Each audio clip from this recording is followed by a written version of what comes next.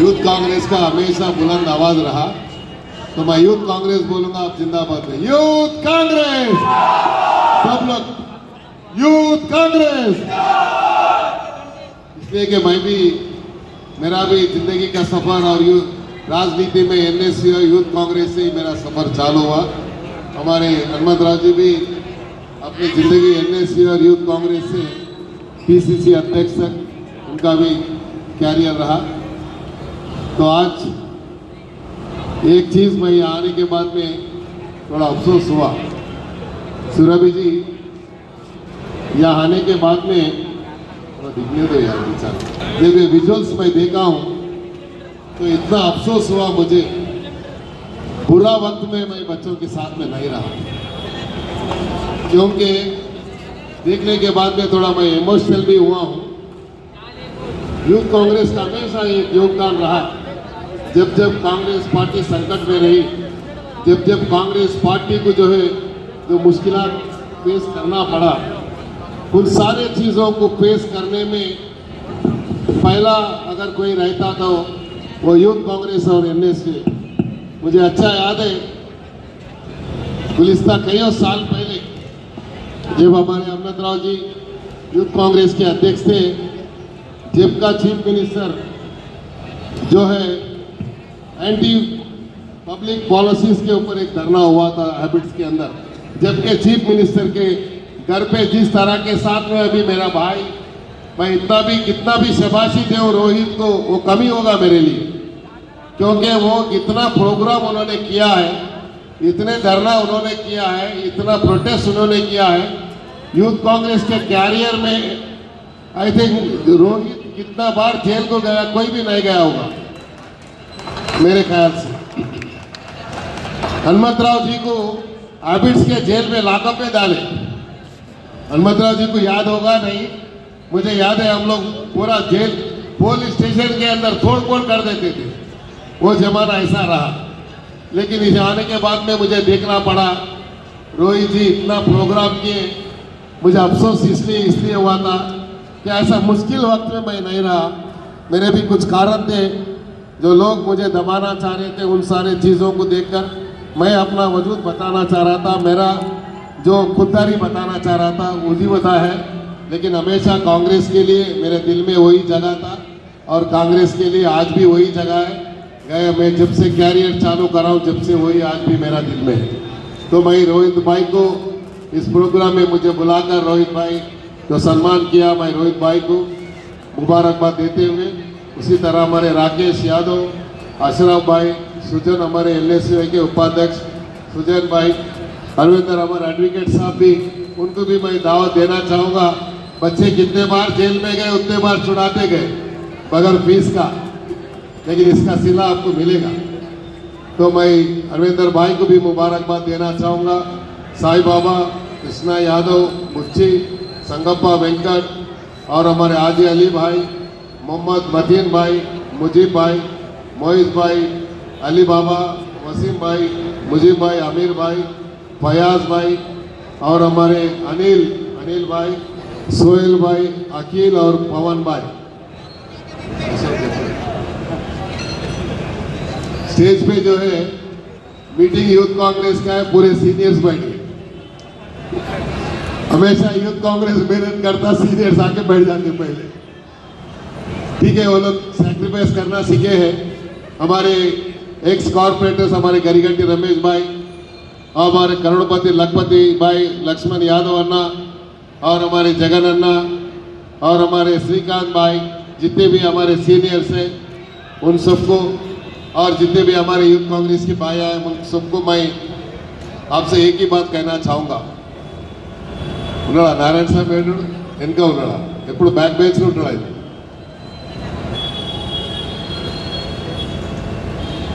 तो यूथ कांग्रेस का बहुत बड़ा योगदान रहा कभी भी, आज ही नहीं, गए सालों से हम देखते आए हैं।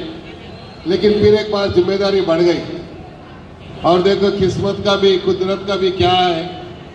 20 साल पहले मुझे मौका मिला था, उसी ना नीक తెలుసు 20 साल पहले मैं जिस मोड़ पे खड़ा था, आज उस मोड़ पे ही खड़ा हूँ। मैं समझता हूँ सिले उस इंतजार का तो सिला मिलेगा मुझे। उम्मीद है आप यूथ कांग्रेस के बच्चे इतने एक्टिव हैं, लेकिन मीटिंगों में अपने बच्चे रात में जितना भी करो, दिन में कितना भी करो, प्रोग्राम करते, इलेक्शन मिस हो जाते आप लोग। ये काम मत करिए अभी, क्योंकि अभी हनुमंतन ना बोले, सुरभि जी भी बोले, अगर हिंदुस्तान की जमहूरियत, आज हिंदुस्तान की जमहूरियत के लिए लड़ना है और सेकुलरिज्म के लिए लड़ना है।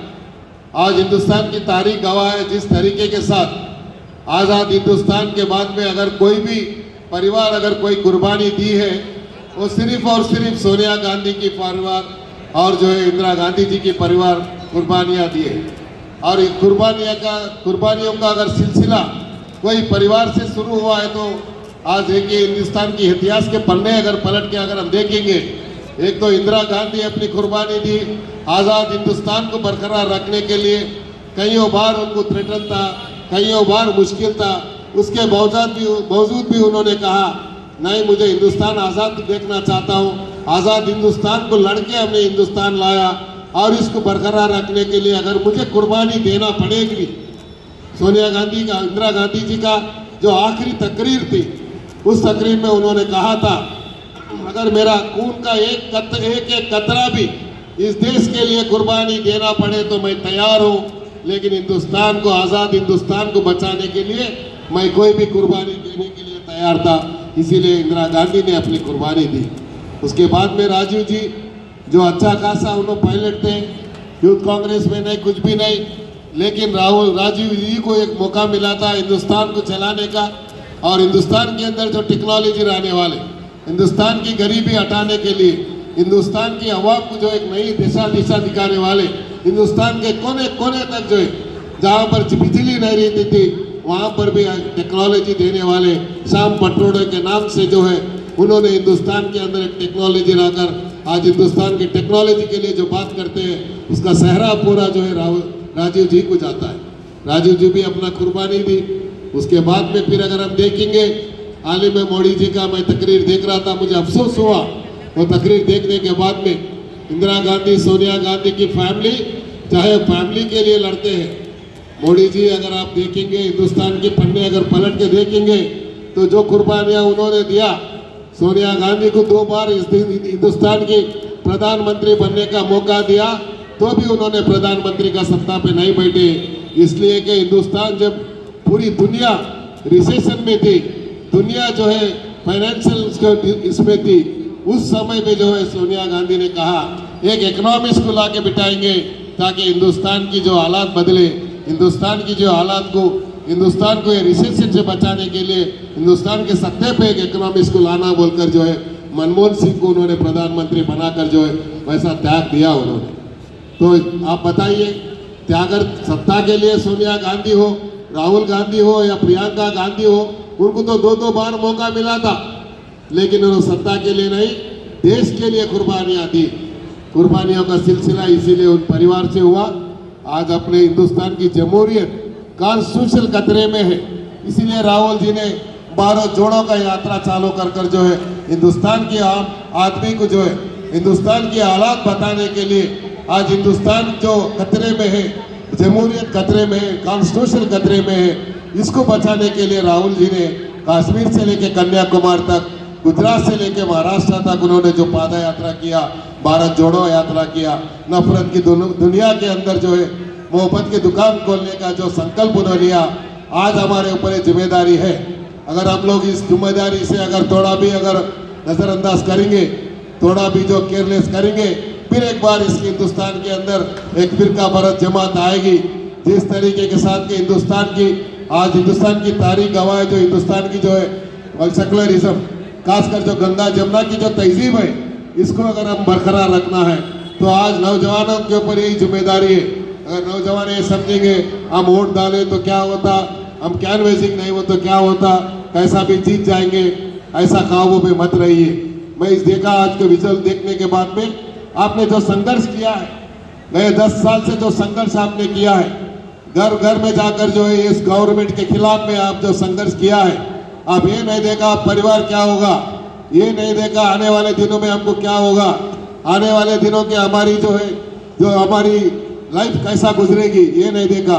आपने यही देखा, ये पर तेलंगाना के अंदर जो हुकूमत के खिलाफ के अंदर आप धरना किया, कोई चीफ मिनिस्टर का घर नहीं छोड़े, डीजीपी का ऑफिस नहीं छोड़े, वहाँ हर जगह धरना कर जो है जेलों को गए।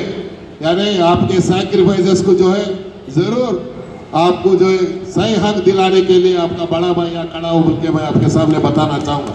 जरूर जितने भी लोग यहाँ जेलों में गए उनको सही जगह पे मैं चीफ मिनिस्टर साहब से बात कर जो है जरूर उनको एक पोजीशन दिलाऊंगा।